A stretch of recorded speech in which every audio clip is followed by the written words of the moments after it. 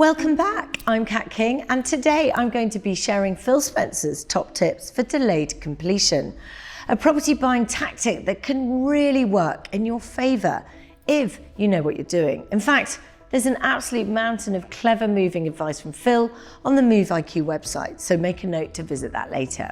Completion is the final phase of purchasing a property. It's the point at which the house is legally yours to move into, and you have to stamp up all the cash apart from the deposit that you handed over on exchange to seal the deal. The usual time between exchanging contracts and completion is 2 to 4 weeks, but in some cases it can be a good idea to delay completion for a lot longer. And here's why. Being flexible about when to complete can be a canny negotiating tool. Sometimes the seller needs extra time to find a property to move to, or has a delayed completion on the place they're buying.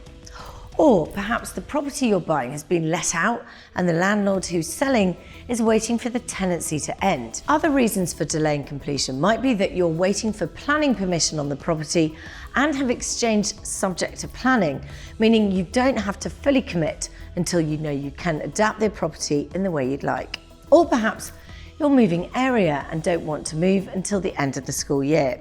And sometimes the buyers of your own home have asked for delayed completion. For all these reasons, it's not unusual for completion to be delayed for 2 or even 3 months. If you're buying a new property that's in the process of being built, delayed completions are very common until the property is finished and the snagging list is all ticked off. So there are big pluses to delaying completion, but also a few things you need to bear in mind. Delaying completion does give the seller time to change their mind. Technically, the exchange clinches the deal, but the seller may try to return the deposit.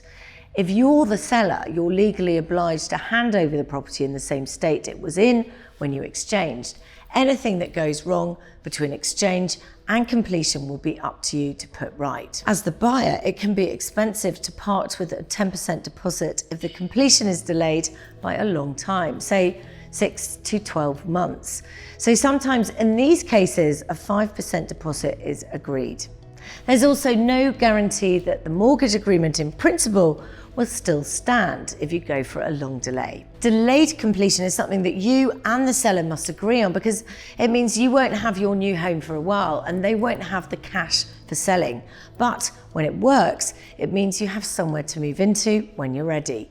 And the seller is then chain-free for their future move. I hope you found this useful. Please do like us and subscribe to get the next episode.